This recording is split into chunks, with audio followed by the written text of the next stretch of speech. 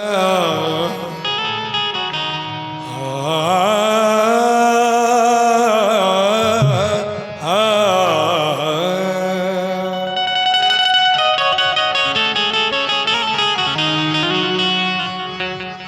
गुरु चरण सरोज रजी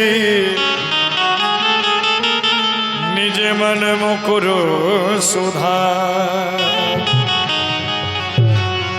वर्णो रघुबरी विमल यसी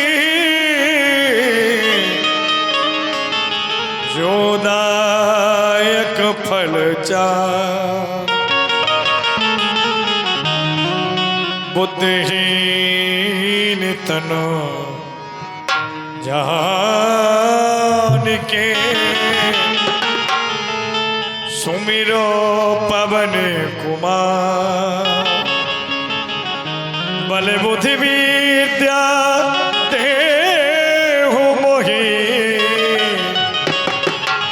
हरहु कलेश विकार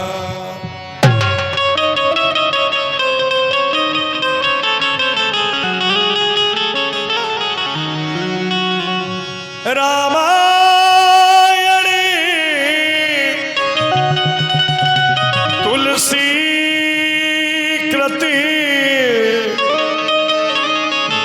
कहूँ सुमति अनुसार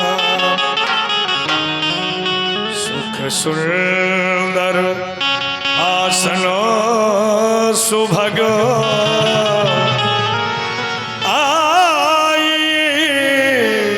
पवन कुमार।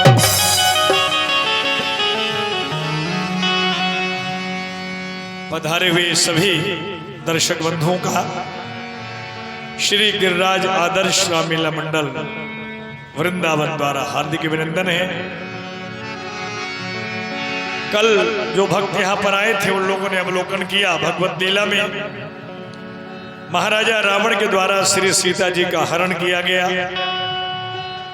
लेकिन महाराजा रावण श्री किशोरी जी को लंका में नहीं ले गए। उसका एक कारण था,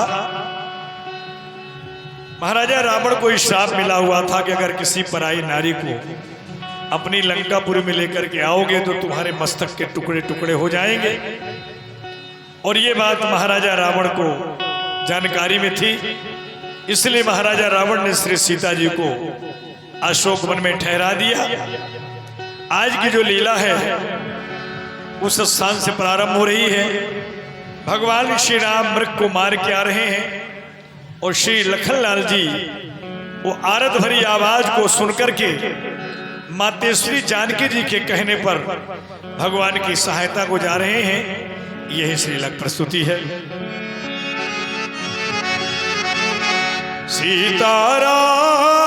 सीताराम सीताराम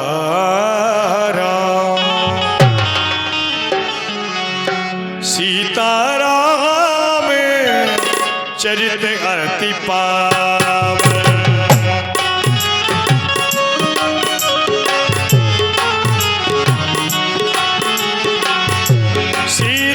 सीताराम चरित अति पावन मधुर चरित अति रुचिर सुहावन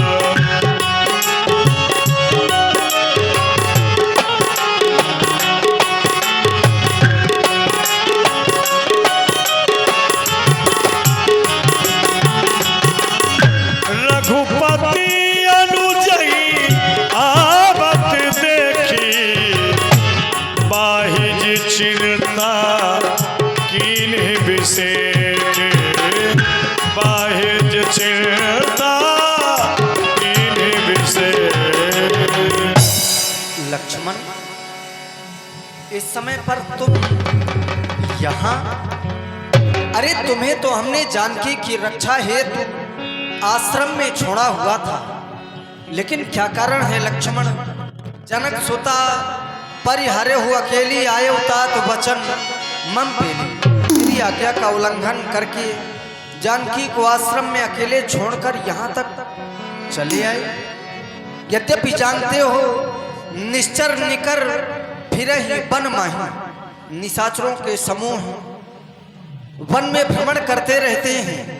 न जाने क्यों मेरा मन यही कह रहा है, मम मन सीता आश्रम नहीं। कहो लक्ष्मण क्या कारण है?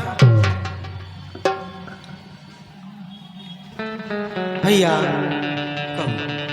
आप हमसे पूछे कि लक्ष्मण आश्रम को छोड़कर के यहाँ पर क्यों चले आए, बल्कि हमें आपसे यह पूछना चाहिए कि भैया ऐसा कौन सा संकट आन पड़ा था जो आपने ऐसी आवाज लगाई थी।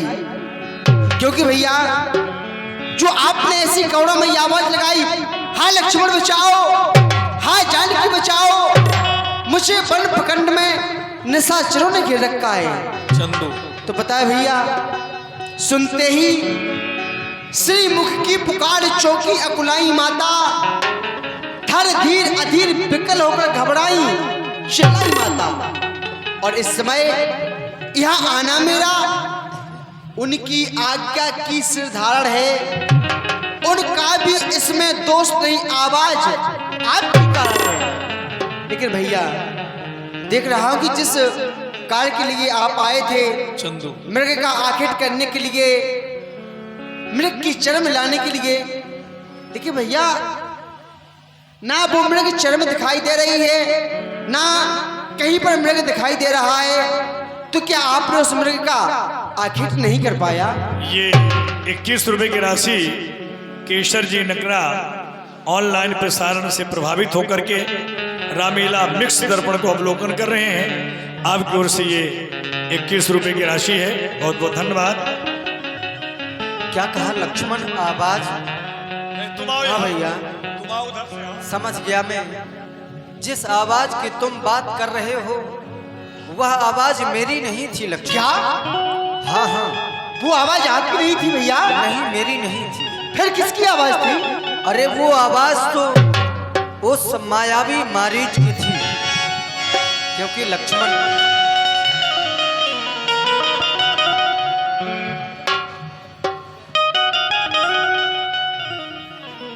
मारीच बना था माया मृग, यह गहरी चाल उसी की थी। मरते मरते मेरे स्वर में आवाज विशाल उसी की।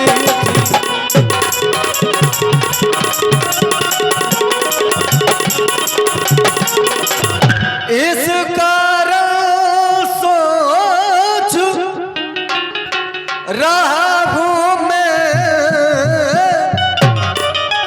कुछ तो है बीती आश्रम में। कहता है मेरा बामुने, अब नहीं जानकी